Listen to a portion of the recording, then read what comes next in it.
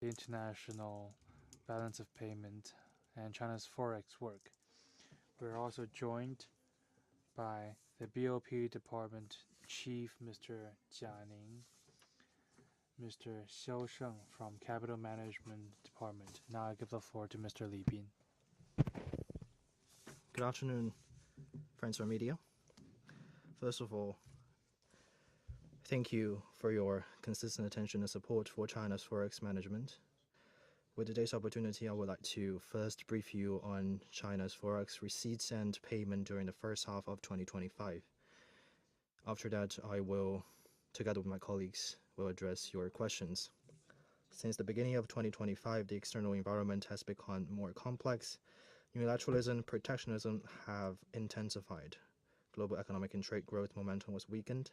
The international financial market has experienced increased volatility. China has accelerated proactive macro policies, boosted domestic demand, and effectively responded to external challenges. The economy has maintained stable performance while with positive momentum, reinforcing high-quality development. The forex market has demonstrated strong resilience, performing better than market expectations. There are 5 key features. First, cross-border receipts and payments expanded steadily. In the first half, bank customer cross-border transaction totaled $7.6 trillion, increasing by 10.4% from the same period last year, reaching a record high. The RMB accounted for 53% of cross-border settlement.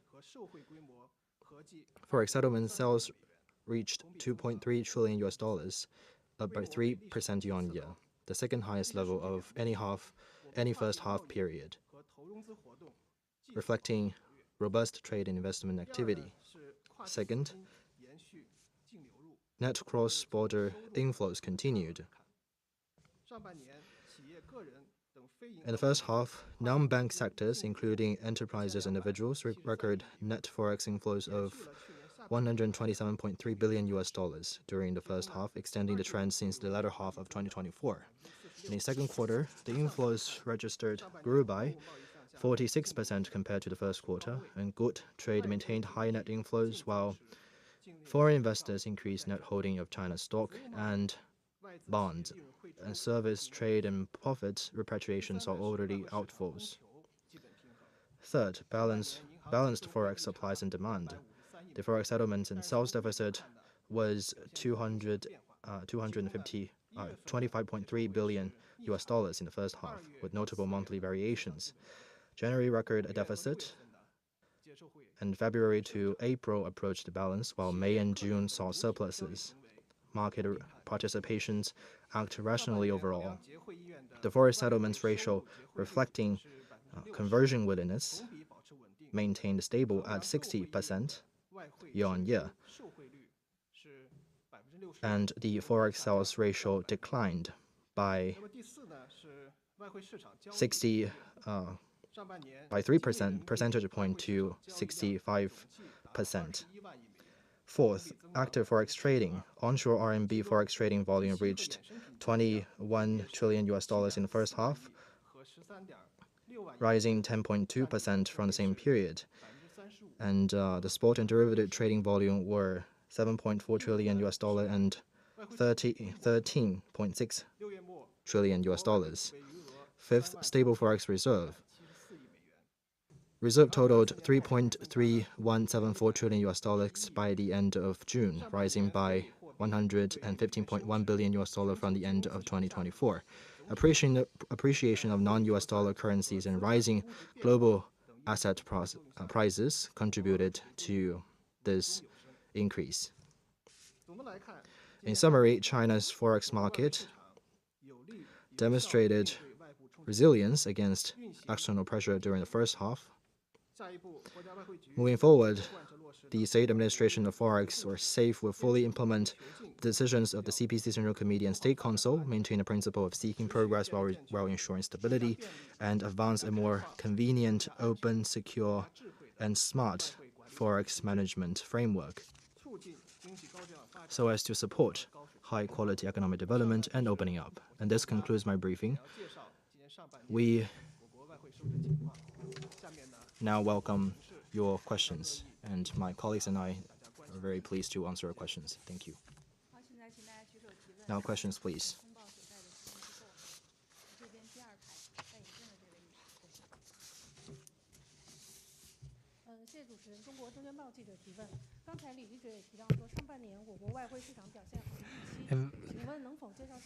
Our forex market performed better than expected. Please elaborate on that. What measures will be taken to prevent risks in capital flow? Thank you for your interest in China's forex developments. Since the beginning of this year, the external environment has become increasingly complex and volatile with heightened risks and challenges. Despite that, our forex market has demonstrated resilience and maintained stable operation. I just talked about 5 features. Let me add to that and talk about 3 points. First, the RMB exchange rate has remained stable. In the first half of this year, the RMB appreciated by 1.9% against the US dollar, trading within a range of 7.15 to 7.35.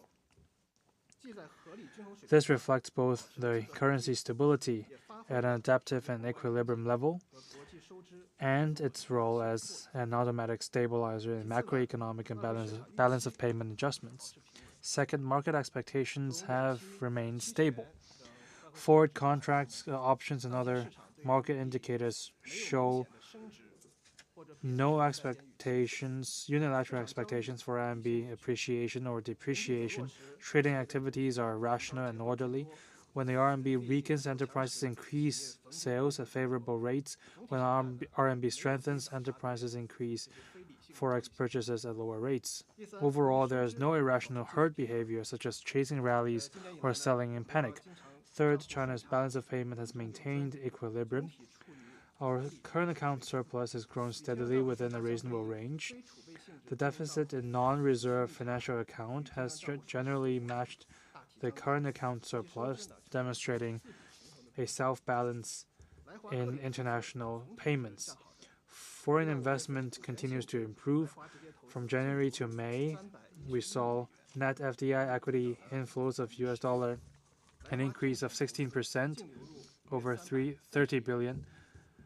Net inbound securities investment reached approximately 33 billion US dollars, reversing the outflow trend in the second half of last year. Outbound investment, outward equity direct investment totaled 1.9 billion US dollars, relatively unchanged year on year. The forex authorities have proactively mitigated external risks and safeguarded stable market expectations. We adhere to a managed floating exchange rate regime based on market supply and demand, maintaining RMB exchange rate flexibility to balance the market through price mechanisms. We continue to optimize forex policies, deepen market reform and opening, and enhance facilitation of cross-border trade, investment, and financing. At the same time, we are strengthening monitoring and early warning for cross-border capital flows, resolutely prevented one-sided market expectations from escalating, intensified crackdowns on illegal forex exchange activities. We have handled over 400 cases of forex violations in the first half of this year. We assisted the public security organs in imposing penalties for over 180 underground bank counterparty cases. These efforts have stabilized the market and expectations. Thank you very much. Next question, please.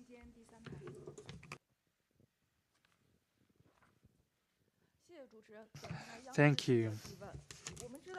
We know that as an open major economy, China's BOP has attracted wide attention. Could you please elaborate on the features of China's BOP over the past few years?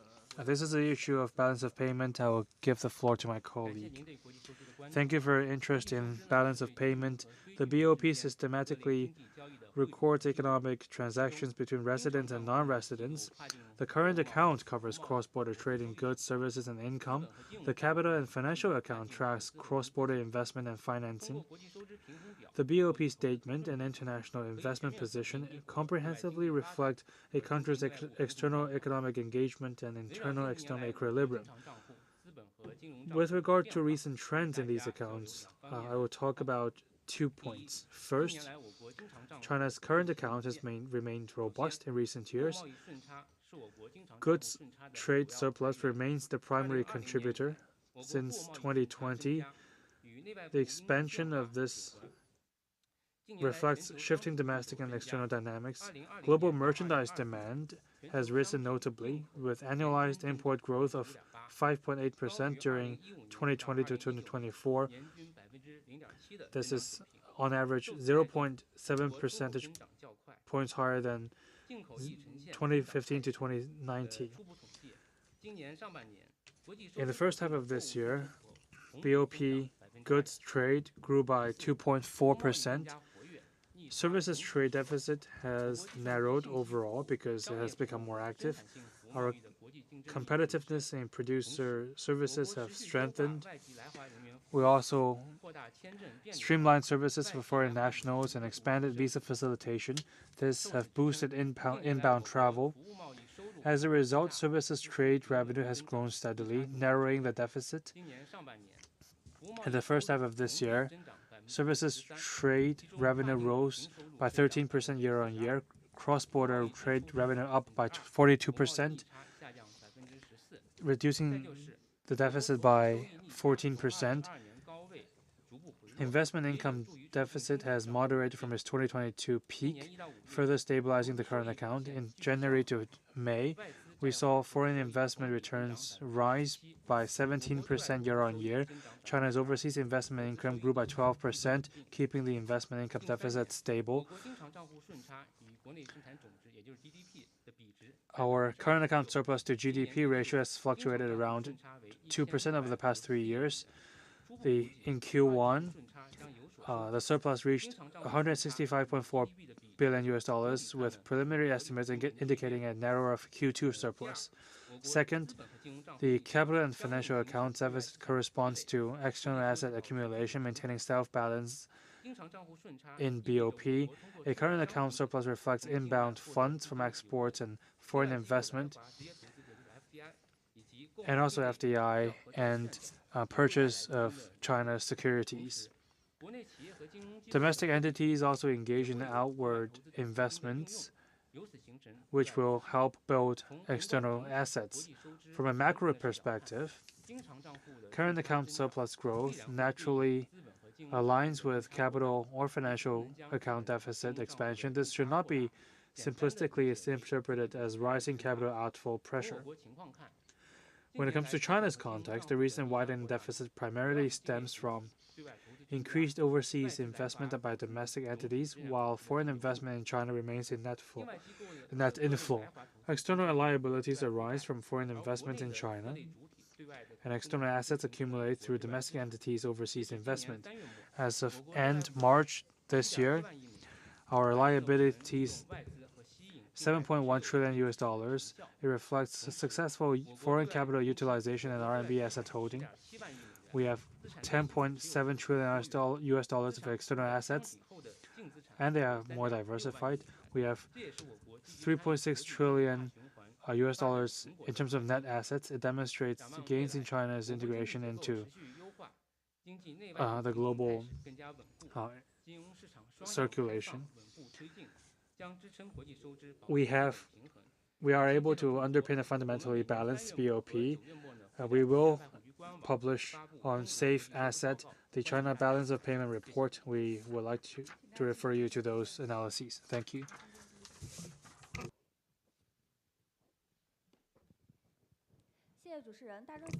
Thank you. We know that SAFE has been facilitating cross-border trade and investment and financing. What outcome has been reached? What are the benefits to companies? Thank you for your question. This question concerns foreign trade and investment entities. That's what we have been doing. We are facilitating cross-border trade, investment, and financing. In recent years, SAFE has adhered to the fundamental principle of serving the real economy through financial services, deepen reform and opening in the forex sector, and strengthen the supply of high-quality forex policies in order to facilitate high-quality development in trade and investment. Let me talk about 3 points. First, we are expanding the coverage of trade facilitation policies. We have advanced pilot programs for high-level trade openness and facilitated forex settlements for qualified enterprises. We have extending benefits to more SMEs, particularly specialized, distinctive, and innovative companies. In the first half, we saw an 11% year-on-year increase of facilitated transactions exceeding $700 billion. We are also supporting new business models. We are encouraging automated batch processing of electronic orders in order to provide more efficient and secure settlements for SMEs. We have processed 510 million transactions in the first half of this year. Second, we are enhancing cross-border investment and financing convenience. We have improved FDI facilitation. By end 2024, we abolished reinvestment registration for FIEs in 19 pilot zones, delivering benefits to more than 600 companies and improving capital efficiency. We have removed pre-establishment expense registration, allowing foreign investors to directly open accounts for their initial capital. We have reduced fund turnaround time. We are now asking for public advice on relevant policies. We have streamlined fund management for multinationals. We have expanded pilot programs for integrated cross-border fund pools to 16 provinces and municipalities, including Tianjin, Hubei, Xinjiang, and Xiamen. We allowed multinationals to directly process certain capital account adjustments at banks, cutting processing time by over 50%. In June, we allocated $30.8 billion in new QDII quotas to expand access to overseas financial products. Third, we are steadily expanding our forex operational reform.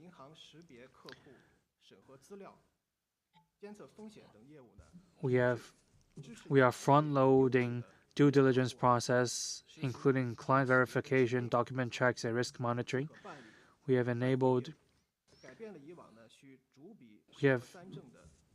changed the previous practice of document-by-document reviews. Therefore, we have reduced by over 50% of average processing time, easing corporate burdens and work bank load. In the first half of this year, we have added 6 banks to the reform of enabling banks to process transactions for Category 1 clients, which are creditworthy entities. We have covered state-owned, joint stocks, city, commercial, and foreign banks nationwide.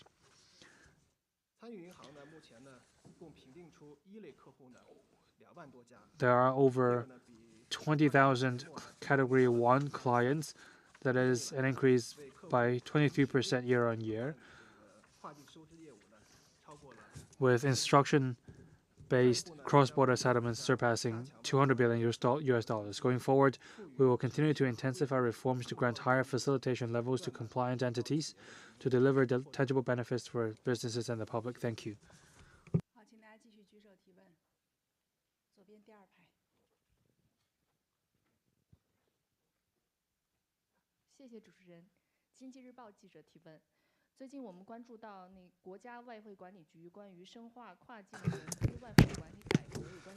We noticed the draft notice on deepening forex management reform for cross-border investment financing recently concluded public consultation. Could you elaborate on this content and the next step? Thank you for your interest in the cross-border investment, and Director General Xiao Sheng will address this. Thank you for your question. Recently, Administrator Zhu Hexin recently announced multiple supported policy at the Lujiazhi Forum. The notice you mentioned aimed at implement the many measures proposed in that forum, which covers investment, financing, and payment domains. Some previously have already been piloted with great success. Many of these measures will now be extended to nationwide. And I will highlight 3 key policies. First, facilitating fund transfer for non-enterprises research institutions, that is, science fund access.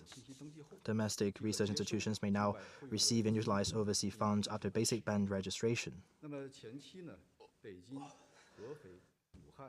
Following successful pilots in 16 cities, including Beijing, Hefei, Wuhan, and Shenzhen, and this reform is now expanded to the whole country.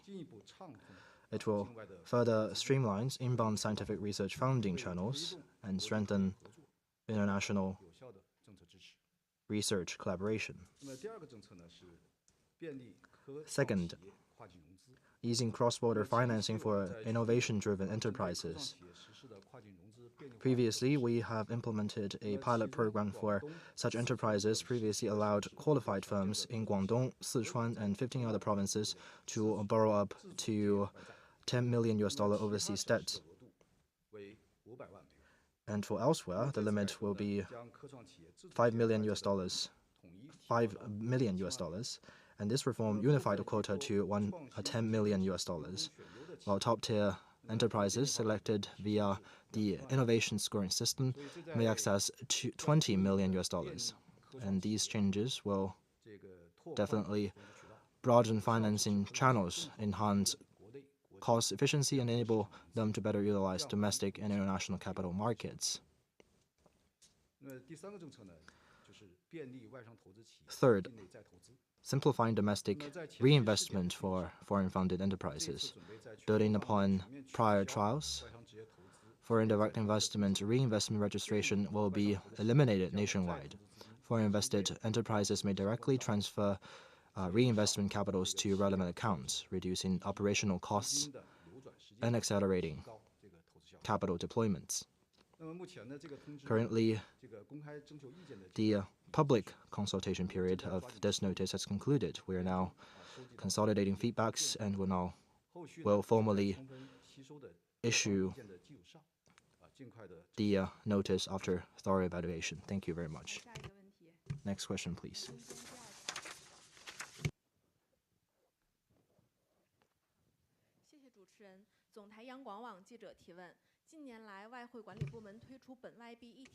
Thank you. In recent period, the Forex Department have put forward relevant policies, including synergizing domestic and foreign currencies capital pool, and it has become a direction. What else consideration in this front? Your question. Thank you for your question. Thank you for your interest in this issue. Indeed, it has become more active.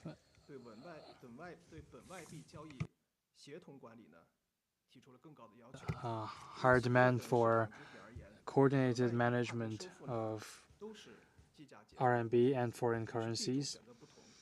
It is only a matter of different choice of currencies and transactions. Therefore, there's a need to clarify and unify the standard for fund management. It will help increase operational efficiency. Therefore, the SAFE is working with the PBOC to advance integrated management and to consolidate the process. Firstly, we are designing policies in order to better coordinate the management. For instance, for multinationals' fund pools, we are establishing uniform standards to consolidate separate local and foreign currency pools to meet multinationals' need for cross-border transactions. For overseas listed companies, companies are allowed to repatriate IPO proceeds or share sale funds in either RMB or foreign currency freely. It will help support companies to use their funds more efficiently and more flexibly. In addition, on QFII and RQFII funds, we are also unifying the rules governing Panda bond proceeds. Secondly, we are streamlining cross-border processes through business integration, process re-engineering, and data sharing. We are now achieving one set of rules, which means there's a unified cross-border standard for data and operations in order to reduce complexity in account opening and payments. We also achieved single window processing, be it direct investment, securities investment, debt transactions. These can be handled at SAFE or banks, which will help cut processing time. Going forward, SAFE and the PBOC will, at a larger scale, deepen integrated management across border domains to enhance cross-border trade and investment facilitation and foster a more favorable environment for international businesses. Thank you.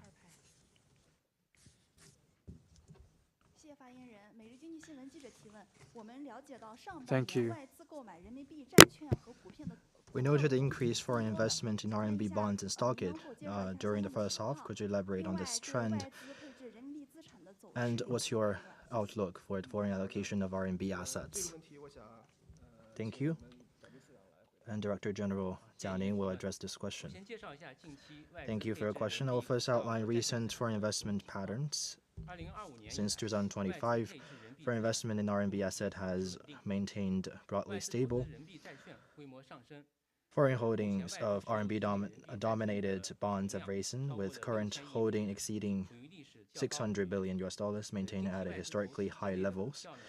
Foreign investment in domestic equity also improved. The first half saw net foreign purchase of Chinese stocks and funds totaled $10.1 billion, reversing the net outflows observed over the past 2 years. Notably, net purchases accelerated $18.8 billion in May and June, reflecting global capital allocation to China's equity market. Looking forward, it is with great growth potential. Currently, foreign investors hold approximately 3% to 4% of China's bonds and stock market. Multiple favorable factors supported continued gradual increase. First, China's sound economic fundamentals provide a stable macro environment. As domestic demand expansion policy take effect, the economy steady growth trajectory will further consolidate it. Several major international investment banks have recently upgraded Chinese assets from neutral to overweight, reflecting confidence in China's growth prospect. Secondly, high-quality financial markets development creates a conducive policy environment. China's commitment to high-standard opening up includes continuous improving financial markets, connectivity mechanisms, expanding investment channels, and optimizing the investment landscape. These measures have significantly improved foreign investors' market accessibility. Moreover, China's deep and diverse financial markets, ranking second globally in both bond and equity markets, capitalization offers ample liquidity and diverse investment options for foreign capitals. Third, global demand for diversified asset allocation presents strategic opportunities. Against heightened volatility in international financial markets, investing increasingly seeks geographically diversified portfolios. RMB assets, characterized by currency stability and independent return profiles, have become essential for risk diversification and return enhancement. A recent OMFIF survey of 75 central banks indicates indicates 30% plans to increase RMB asset allocation. In summary, ongoing financial reforms and opening will further integrate China's market into the global financial system, enhancing RMB assets' attractiveness. More questions, please.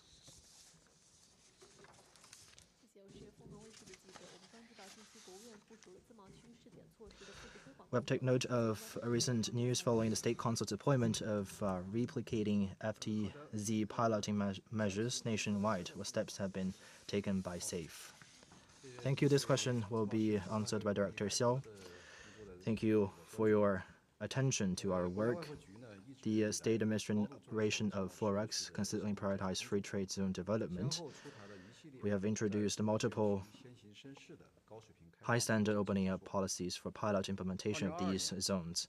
In 2022, SAFE launched high-level cross-border trade investment pilot initiative in selected areas of Shanghai, Guangdong, Hainan, and Ningbo. And some of these policies are extended to cities and provinces like Beijing and Jiangsu. Recently, to advance the FTZ upgrade strategy and broaden institutional innovation benefits, SAFE plans to extend a new batch of pilot policies to additional FTZs nationwide. Key measures include two categories. The first set of policy enhances cross-border trade facilitation. There include 5 policies in this regard, and these policies will optimize business verification policies, simplifying document and procedure for novel international trade settlement, expanding net settlement for trade receipts and payment, and simplify forex fund transfer under current accounts.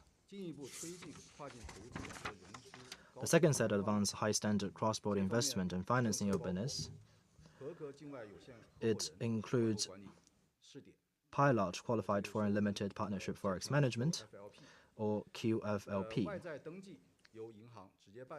and direct bank processing for foreign debt registration and shared debt quota between financial leasing parent subsidiary companies. And these measures will further diversify cross-border investment channels, improve capital allocation efficiency, and stabilize foreign investment. For example, the QFLP pilot facilities facilitate overseas equity funds industrial investment in China, and to have further investment in China to further support high-tech enterprises. Moving forward, SAFE will continue to pioneering forex innovations in FTZs to deepen reforms and expand high-standard opening up, elevating financial and forex services so as to foster high-quality economic development and to serve the high-quality development of real economy. Further questions, please.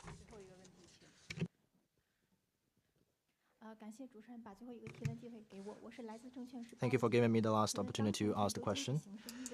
My question is, against the complex global backdrop with persistent uncertainties, what is your outlook for China's forex market in the second half of 2025? Thank you for your question. In an open economy, a country's forex market is influenced by multiple domestic and external factors. 3 key advantages will support its stable operations, including high-quality economic development, steadily advancing opening up, and enhance market resilience.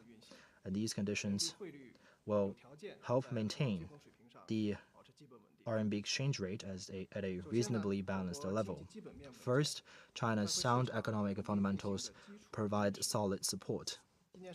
In the first half, China's GDP grew by 5.3% year-on-year with optimized structure, and the domestic demand contributed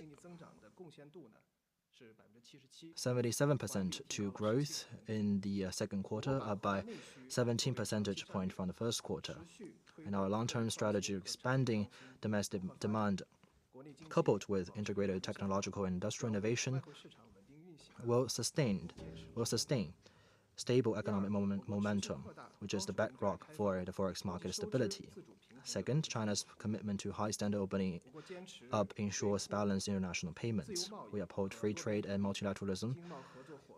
We have over 150 trading partners globally. Steady progress steady progress in institutional opening up alongside expanding two-way investment channels will coordinate foreign trade with cross-border investment, promoting balanced capital flows. Third, our forex market is growing resilience. Our forex market is growing resilience, strengthens its capacity to withstand external shocks. On the macro level, the market-driven exchange rate mechanism with enhanced flexibility absorb external pressures and balance supply and demand. And this is on the macro level. From the micro level, enterprises improve exchange rate neutrality awareness has raised RMB cross-border usage. Corporate hedging ratio and RMB settlements in good trade both reached approximately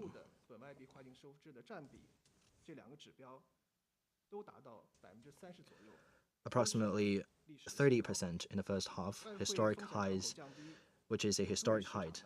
And this will reduce risk exposure and foster rational trading.